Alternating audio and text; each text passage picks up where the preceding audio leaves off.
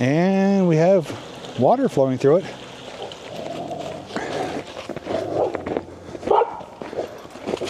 Just scale down the embankment here, and we are greeted with a 2-chamber culvert. Looks like it's more often used for dumping. Maybe this is more than a wall. This might be the building foundation. Before you is where the modern meets the forgotten. If you have to find out where this goes and the history behind it, all you need to do is come along with me. This abandoned railroad is actually hiding inside an industrial park, and as you can see, is being reclaimed by nature. My plan is to follow this forgotten and inactive railroad line to not only show you what exists of it today, but to share the history behind it and to answer that often asked question, why is it no longer used? We're going to start this adventure right here where the forgotten inactive line branches away from the active modern line right here. Now later on in the video I will show you where this line does go to. This is basically a spur line. It doesn't go on forever. It actually does dead end. So it's just an access spur line for servicing something further down. And again, I will show you that later on in the video. But our primary focus is going to be the forgotten inactive line. And right here where we're standing, somewhere there would have been a switch, which has been removed. And that would have allowed access to the line that we're going to be following today on foot.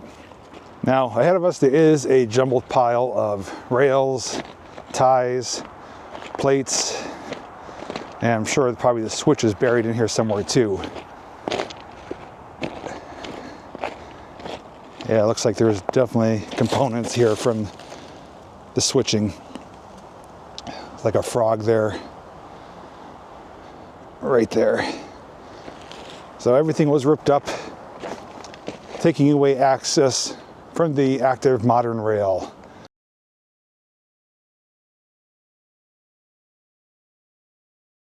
But the good thing is that it's not all ripped up. As we're going to see, there are sections missing, but there's also a lot of sections intact. And there's going to be a lot of remnants obviously laying around. Lots of plates, random spikes, maybe even some J-hooks, but these are plenty around here, which were responsible for holding down the tracks in that direction. Coming off the switch, there's a sweeping bend to the left. Ties and plates are still here, as well as, again, plenty of spikes. And here you can see where they did remove the rails. They were not cut. This is just where they were detached from the adjoining rails. So it's just a clear, even piece right there. Some hardware laying next to it. And you can see we're entering into a rock cut. So right now we're going to press forward. We're going to walk this line for about a mile. I'm not going to show you each and every railroad tie or footstep along the way, but I will bring you back for some highlights and some findings that we do discover as we travel this old, forgotten industrial route.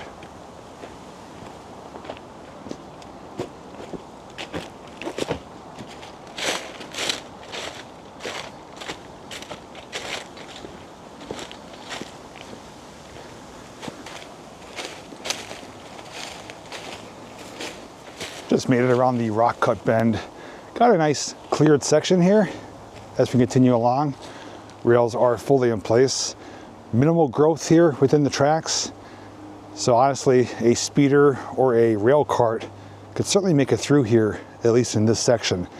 But the one thing you may notice along our adventure here is along the sides of the tracks, there are numerous discarded ties. Well, that tells me one thing. They're not there because the tracks were ripped up. They're there because they were replaced. These are old, rotten, discarded ties when Maintenance Away came through here at some time, or at one time, to replace the rotten or bad ties. There's definitely some ties that are in better shape than others. That one's obviously really bad. That one is in better shape. So a lot of them that we're going to see are ones that were replaced during maintenance when this line was in service. So the line was upkept, it was maintained, and it was made suitable for traffic to come through up until the stoppage point, which I don't know when that is. Although I'm going to be sharing details and history about this line, the one thing I couldn't confirm, which maybe if you have information you're welcome to share it down below, is when this line was last used. I do have an approximate starting era. I do have the information as to who owned it, who operated on it, and what it was used for, but I had a really difficult time getting any solid confirmation as to when it was last in service. Still making progress. As you can see, it is a bit more overgrown here. I had to deviate away from the tracks, just too thick to walk through it. But there's some interesting things that are taking place here. Before us is a body of water, which actually parallels the tracks. I believe this is known as Spring Brook Intake. There's also a private residence up there, lakefront property. And the thing I noticed is along the edge of this water is that there is a concrete lip or wall. I wouldn't be surprised if back in the day this water was used for filling steam locomotives. It is close enough in proximity. They could have had a water tower next to the tracks or a pump and could have utilized that option. As we come across the other side, got to carefully make sure we don't get poked in the eyes. You may notice a pipe laying on the ground. And as I mentioned, numerous discarded, replaced ties. And they're all just laying there how they would along an active railroad line. When they do get replaced using the maintenance away equipment that has like a claw, it slides it out and they basically just toss it there.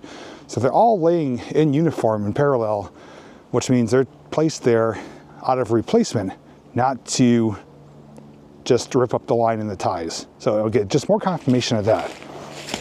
But we do have a big pipe coming out of the ground, which obviously does go under the rail line and connects to the inlet there, the water source. It's got some holes in it. You can see the size of the rivets compared to my finger.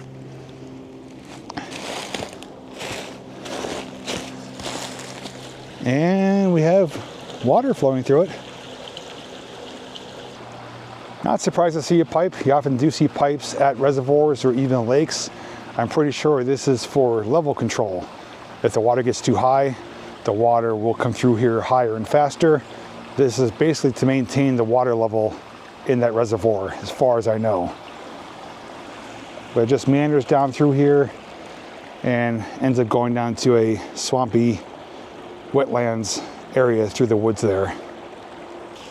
And right here we have some beautiful icicle formations, and as my viewers have dubbed it in the past, we now call those icicles nature's frozen tears.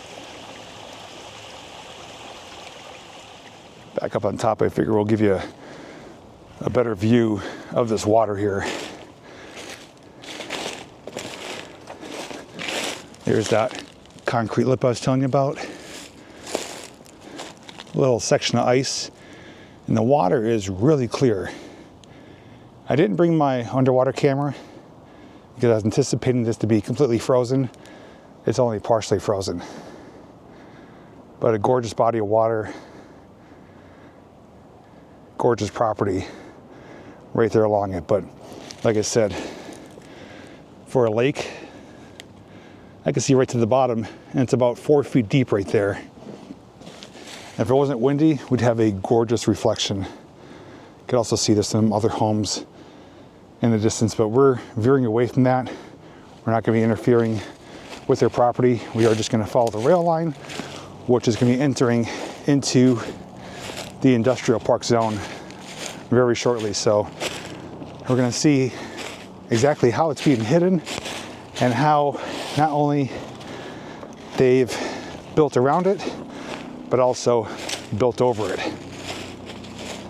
A bit further past now, and before I do jump into the history of this line, I do want to give you some confirmation of what I just found here along the tracks. Got a nice, clear, open, visible area, and as I get situated down here, I'm going to show you exactly what's on the side of this rail. I'm having a hard time making it out, obviously, because it is so old. I don't know what that is. It looks like something L00 or 00 hyphen RA, and then BS Company, which I believe is Bethlehem Steel. It's actually showing up pretty good on camera. Then we have Lackawanna, and then OH, which is Open Hearth. That's the process of making the steel. And then we do have a date right here of 1925. And coincidentally, it is now 2025. So first off, this is 100 years old. Secondly, Happy New Year's. Third off, this is actually my first video that I'm filming in 2025. So just nice coincidence here that we found this rail dating 1925, and today is January 5th, 2025. And then we do have 100, and then hyphen ARAA, which is maybe 100 pounds, 100 pound rail possibly. So that's just one section. I wanted to show that to you. I don't know the first part. If you're able to make it out, share it with us. But we definitely know BS, which most likely is Bethlehem Steel, Lackawanna, and then OH for Open Hearth, and then 1925. No tally marks here, but regardless, we do have nice confirmation of at least when this rail was created, not necessarily when it was placed here.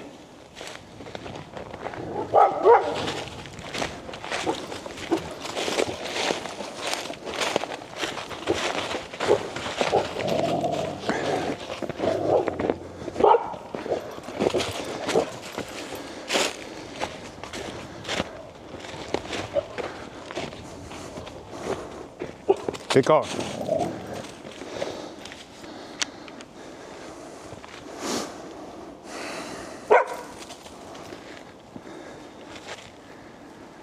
The dog actually came in kind of hot.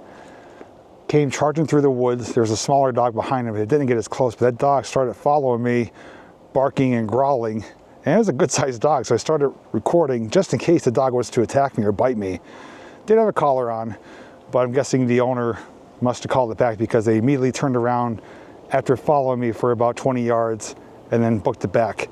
I'm not on anyone's personal private property here. Being on the rails is perfectly fine, but they definitely heard me coming, crunching through the leaves and everything.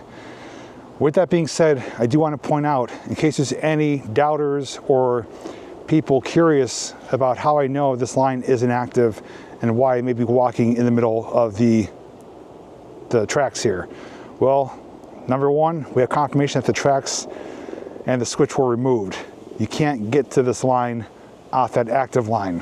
So the tracks were removed and even cut in certain sections, as you're going to see. Number two, according to the rail guide app that I do use and is updated, this is officially marked as inactive. So we have two solid confirmation that this is no longer an active line and that I have no fear of a train coming, you know, randomly plowing down the brush and possibly hurting me. Now, I did do some research. I do have some things I do want to share with you, and as I am doing that, I'm also going to show you some screenshots from the rail guide app, which shows the line of the different names, specifically right by the switch area and the Spring Brook intake area, that lake, that reservoir.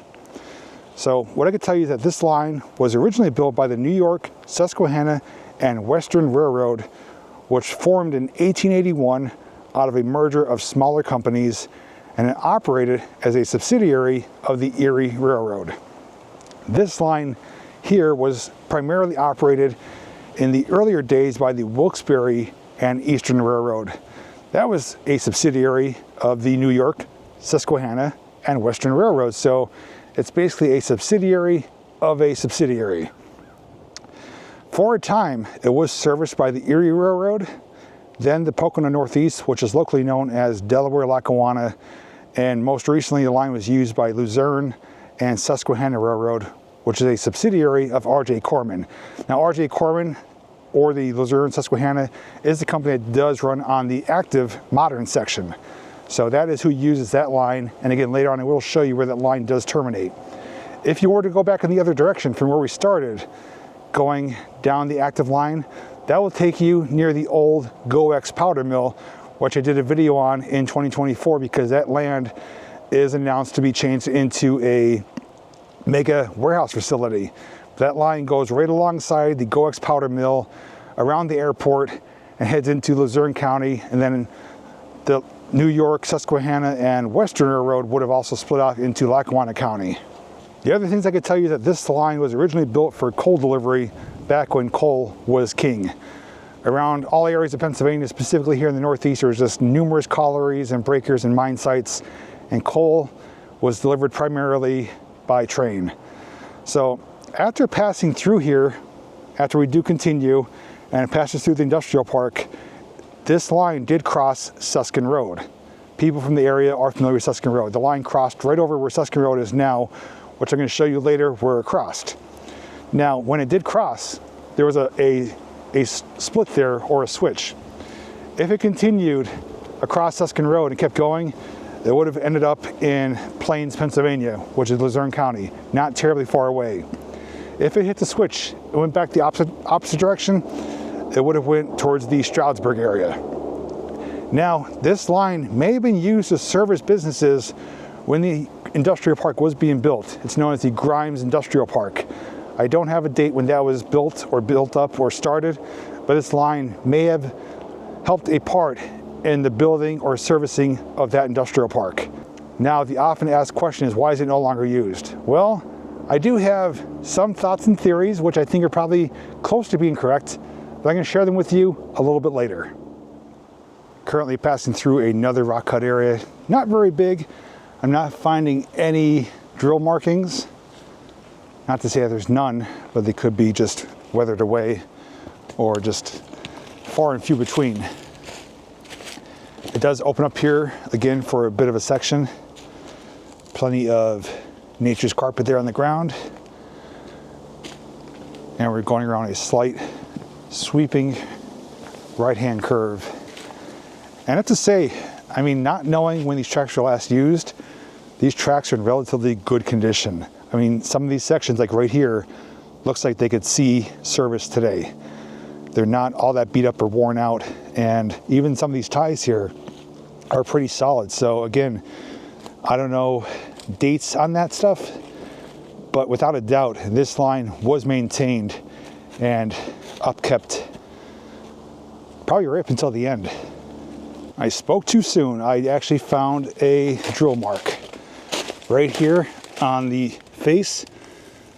That is a clear drill marking, so drilled down and got blasted away. So this was drilled and blasted to make way for this rail line, and this mound of rocks, this outcropping, probably would have been just one ridge right here, and they just blasted it away, laid the ties in the rails, and service began. As we continue along, this section is pretty filled in with small trees, not big ones. Looks like they've only been growing for a few years, but regardless, it does make traversing within the gauge pretty difficult, so we're just walking along the side of it here. And in case you're curious about the proximity of the airport, well, the tower is right there, and the hangars are straight over there, clear through the tree line. So we are basically adjacent of Scranton Wilkes-Barre AVP Airport. In case you're curious, it is a really cold day here. It's in the lower 20s, and I'm here basically in the afternoon, and there's about a 10 to 15 mile per hour breeze. Thankfully, I'm on multiple layers. I do have my face mask if necessary, my hat, my gloves. Feeling okay if I keep moving. If I do stand still for more than 5 minutes, I do start to get a chill. But as you've seen so far, this is the perfect time of year to come and do this, because if I was here in the summertime, it would be pretty impenetrable to be able to come through here and walk this line without having to bring a machete and hack away at the branches or the overgrowth, and probably even miss some of the finer details. So despite the cold, I'm definitely not complaining about the conditions otherwise. Making our way further forward, we do have sections of cleared rail and some larger trees growing within or next to the gauge. These ones have obviously been here a bit longer. And it looks like just up ahead, there is a change where we're going from rails to no rails. We have a removed section here. Unlike what we saw earlier where the rails were just removed, these ones were cut. We do have confirmation of that right here.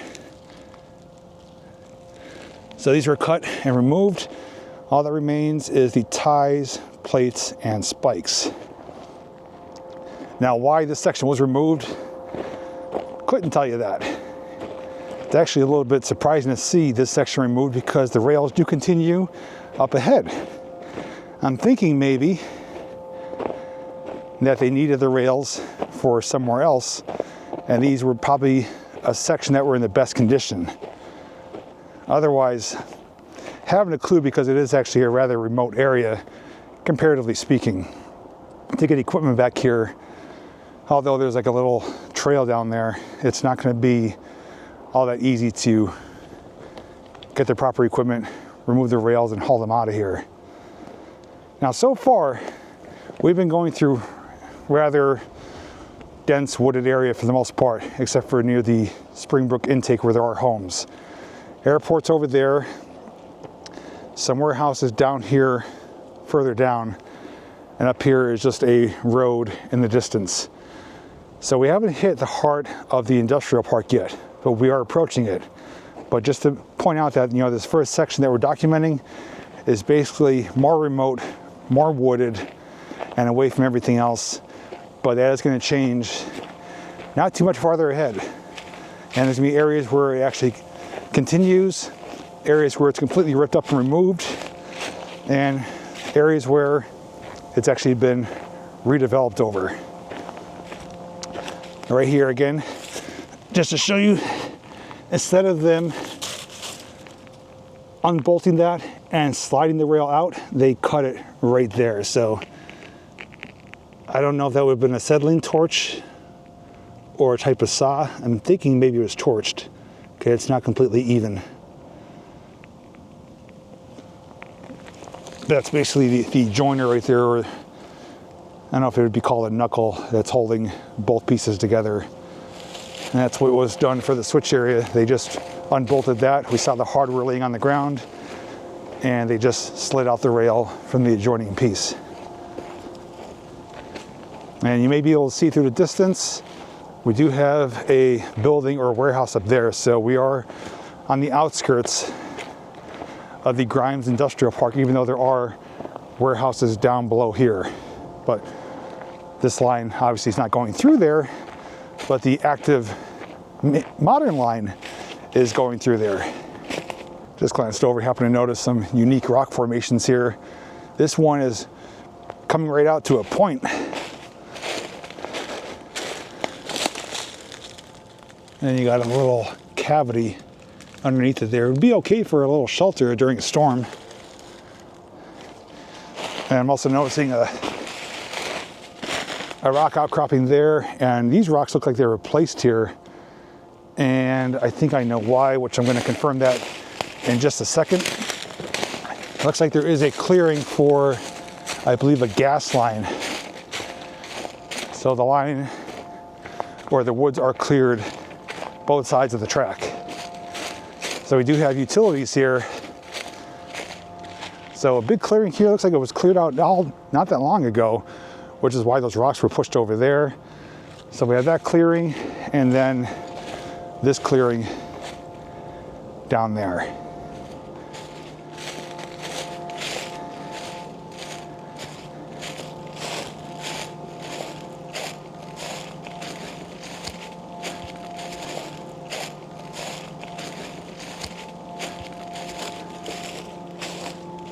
made some progress and made a discovery. So the tracks are right there, got a fallen tree on it.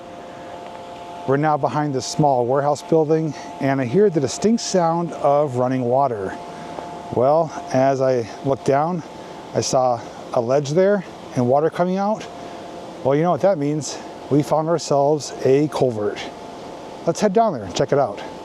Just made our way down the embankment. You can probably hear the water. As we pan over, we have a 2-chamber culvert. Made out of stone. Definitely dates it probably back to the 1800s. And some really beautiful icicle formations as well. But I want to try to get you a good look at this culvert here. So let me get to a safer vantage point. I probably should have came down the other side there. Actually, let me go up and around and we'll do that. And as I was walking down, look what I just found. A piece of the black diamond itself. Exactly what would have been hauled on the trains passing on that exact line. Even a larger piece of it right here. Anthracite coal. Back when, as they say, coal was king. Alrighty, this is a much better spot. So here's your official look at the 2-chamber stone block culvert. And there's a couple details I could point out is that some of these blocks were actually drilled and blasted. You can see the drill marks right there. They were probably quarried on site nearby. It does go through clear to the other side. I would say approximate distance, about 40 feet. It's a decent length. Height-wise, I'd say 5 to 6 feet. Width-wise, about 4 feet. You see some icicles hanging through there. Now, if it was summertime, I definitely would not hesitate going through there. Let's see if we can get a view of the other one here. Definitely don't want to get wet with these icy waters. But yeah, we have some, this one's in worse condition. There is some icicles in there. Looks like some maybe broken, hanging down tree roots. Some, I guess, lodged or dislodged stones. Worst condition of the two. But it's not graffitied up, it's not tagged, not vandalized. It's just sitting here, serving its purpose from well over 100 years ago. And as we pan over here, we check out some of the incredible ice formations that have formed here from the flowing water. It is pretty remarkable how they form like that and make those custom creations and formations.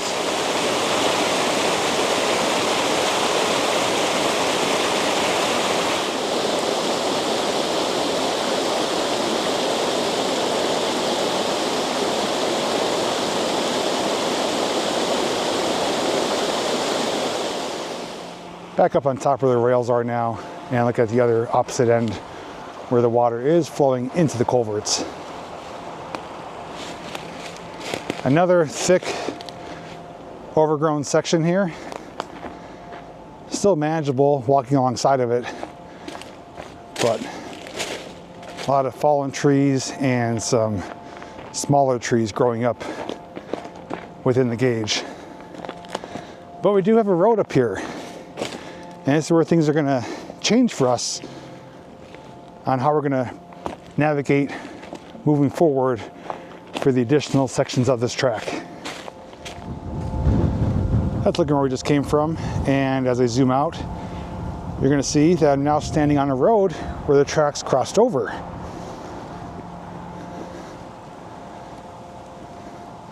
So the tracks do continue in this direction, but we're not going to continue on foot here because it's just too thick, too impenetrable, but we are now heading into the heart of the Grimes Industrial Park, where we have buildings and lots and other properties on both sides of the road up here. And I'm going to show you where the track does continue and where it would have crossed over the road because it actually has been ripped up. And then we'll continue on and show you other areas from there, finally ending up at Suscon Road, showing you where the line did cross over Suscon Road and continue to either plains or the Stroudsburg area. Then I'm going to show you where the active modern lines do go and terminate at, and showing you that compared to where we started at from the switch just past the powder mill area, the Goix powder mill area. We have covered this entire area from there all the way to Suscon Road. So picking up from where we left off, straight down that direction is where the tracks crossed over the road, and where I said it was too thick and we're not going to go on foot any further.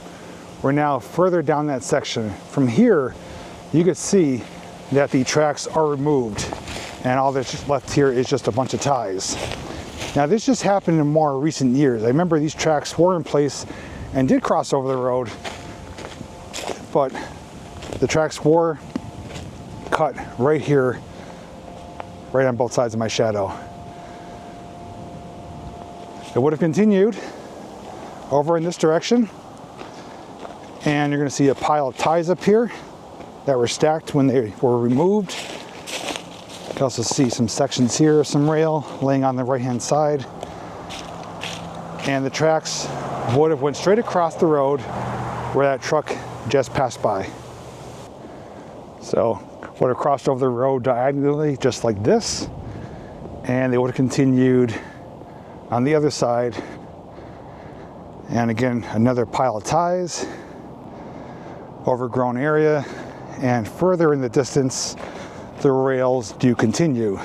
Actually, they do continue right here. So they're all kind of piled up and laying here when they removed that road crossing. So they do continue through the heart of the industrial park, which we're in right now. I wanted to show you that they definitely would have continued across the road off in that direction. So now we're going to continue off in that direction by vehicle. I'm going to show you again where the tracks do come out in between some warehouse areas and cross the road yet again. Continuing on with our progress, what we're looking at now is basically where we came from. So if you were to follow the tracks back in that direction of where they would have crossed over the road and are currently ripped up. So we traversed some roads here, and this section here is basically why I say that these rails, or this rail line, is hiding within an industrial park, because all around us here is industrial park.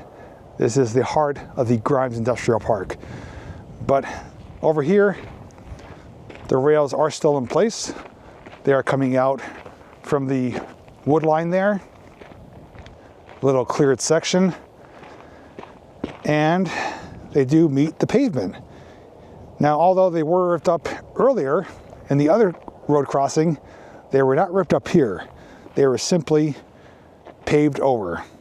So they are still here underneath that pavement. You can actually see right there, they're still there.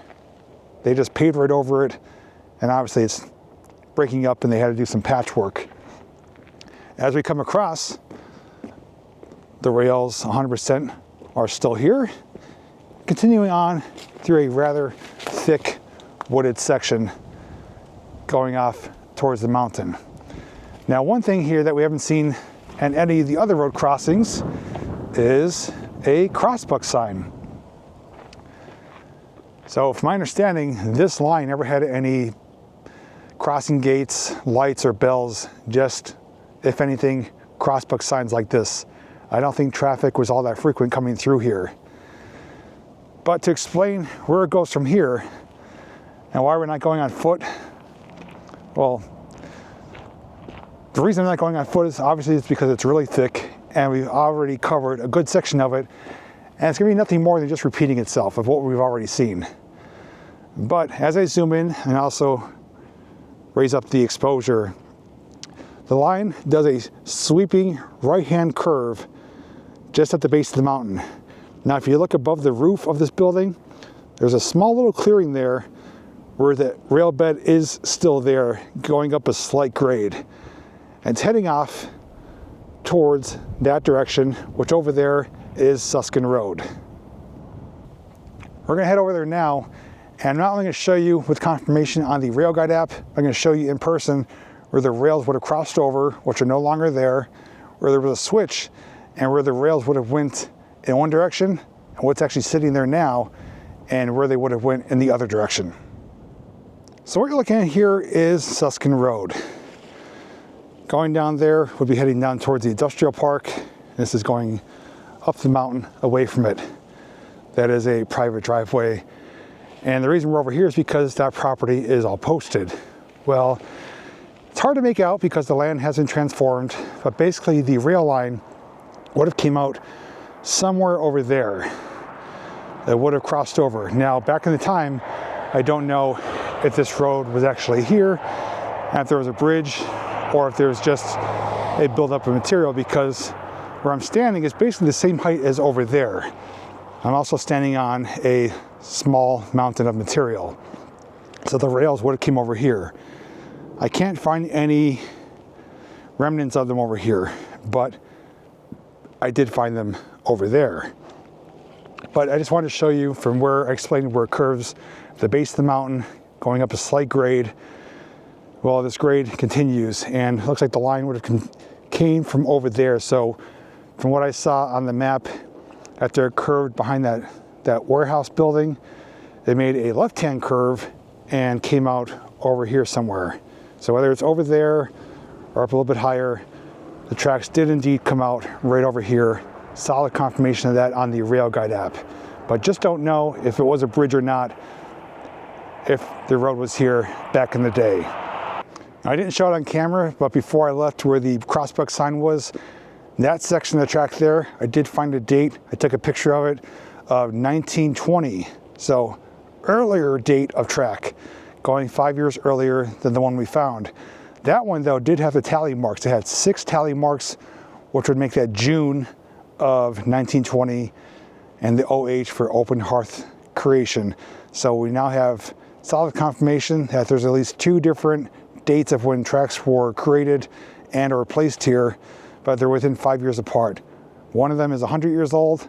Another one is coming up on 105 years old this coming June. I did scour this whole area pretty good. I can't find any plates, ties, spikes. The only thing I did find is macadam. There is blacktop up here. So there may or may not have been a bridge coming across and a road at one time as well. That's the only thing I can maybe think of why it would have been like that. It does go downhill, and what's really sickening that I just found coming back here is the amount of trash. I'm going to give you a brief look at that, but I'm going to show you where the rails do continue. Just came from on top of there, and look at this mess. There is a lot of illegal dumping taking place back here. This is basically a turnaround road for tractor trailers because there's a steep hill area and there's a weight limit. So this is more or less a turnaround for overweighted trucks, but looks like it's more often used for dumping. Everything from recliners. I don't even know what this is here. Washing machine, looks like maybe a portable washing machine. Trees, I mean, trees is not a big deal, but you have things that are not going to decompose. Cat towers, grills, microwaves, more recliners. Probably if you go through the trash bags, you would find some information with people's names or addresses. Little kid's toy. Well, enough looking at that. Let's come up the other side here because, well, we have more of the rail line. It's right here. So we now have, again, more visual confirmation that the line did continue the way we explained it did, and it did pick up and travel back in this area. Not going to walk too terribly far. Just want to show you what it's like up here, and I'm going to explain where these tracks do go and what's actually sitting there today. You know, I just noticed we're up pretty high. There's water flowing out both from under Suscon Road and going underneath this rail line. I may have to venture down there before we leave. There may be a pretty impressive culvert. We'll save that for a little bit later before we do leave this area. Just walk down the line a bit further And we do have some walls here. So in the background, there is a hand-laid, maybe this is more than a wall. This might be a building foundation, but it's all hand-laid stone. And we do have a thicker, more modern concrete wall here. There's some holes coming out of it.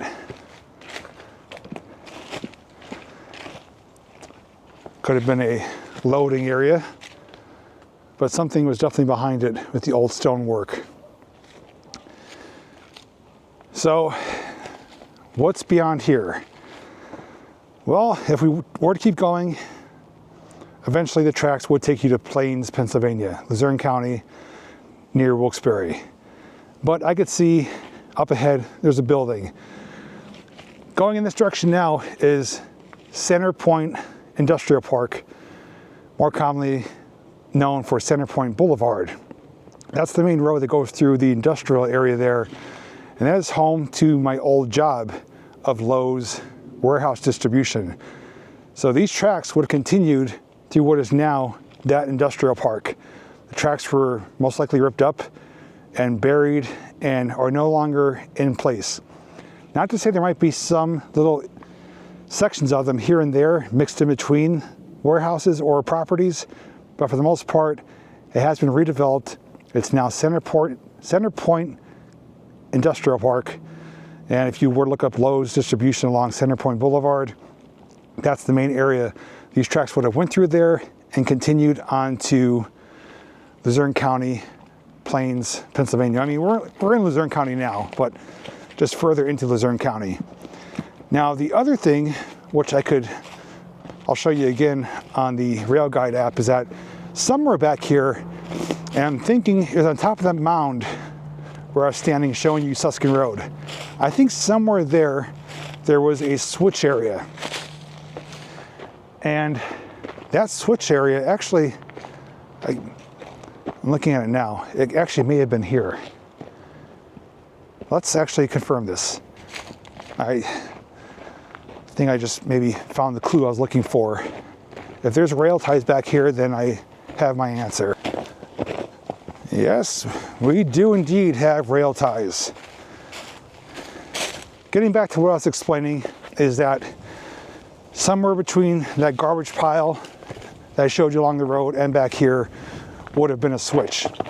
So when the train crossed over what is now Suscon Road, it could have either continued along this one, going to Plains, or it would have took the switch and went off in this direction and then picked up another line going kind of up and away. That's the line that would have went towards Stroudsburg and Bartonsville area. It does go in other directions, but as the main route, or where that train line would have went, which was the New York, Susquehanna, and Western Railroad. So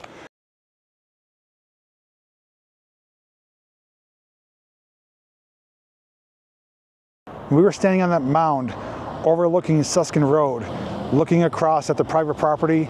I said there's two areas there. It looks like the rails could have came across from the cross Suscon Road. I wasn't sure which one it was. Well, thanks once again to the rail guide app, both of those areas were used. The area to the left that was a little bit lower would have had the rails coming that we were following across Suscon Road, and the switch itself would have been somewhere on that mound area where I was standing, and it would have only went up, well, I'm sorry, it would have only went back to the area that we followed. I'm like, oh, this is where it goes. That was only just a backup spot to clear the switch. That wasn't where the switch went off into. And when it cleared the switch, it would have went back over that mound area, across Suscon Road, on the rider upper area, into that private property area. That's the line that would have went to Stroudsburg and Bartonsville areas. So I was partially correct that both areas looked like they would have received rails, but I wasn't sure which one was which. We now know the left one was for the rails we were following, going back towards the Center Point Boulevard Industrial Park, and when it hit the switch by that mound, it would have went to the right, a little bit higher, off towards the Stroudsburg area. Hopefully that helps. Just wanted to clear it up so there's no inaccuracies. I'm going to, for my own curiosity, make my way down here. I do want to see where that water is going through. If it's something that looks like it's feasible, then I'm going to return for a future exploration to check out not one, but possibly 2 culverts. If anything, I'll take some pictures and explain what I found. But after that, we're going to get back in the vehicle and head to the area where the modern line, RJ Corman, Luzerne Susquehanna line, comes alongside an industrial park below the airport, and then show you where the industry it does service terminates at.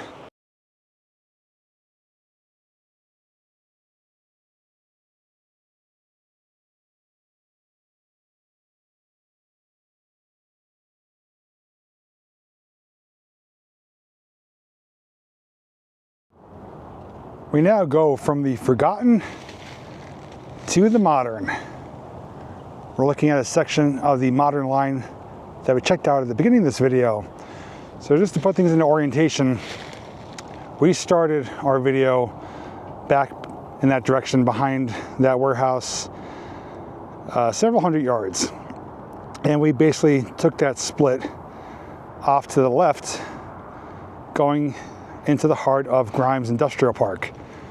Well, the active modern main line, well, not main line, but the active modern line continued straight for the most part, coming behind that blue warehouse, coming out here where it is freshly maintained.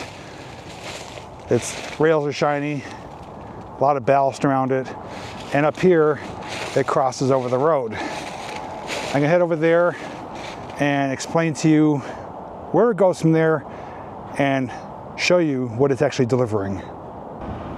For this signal, we have more modern crossbuck signs, newer, better condition, one on each side of the road.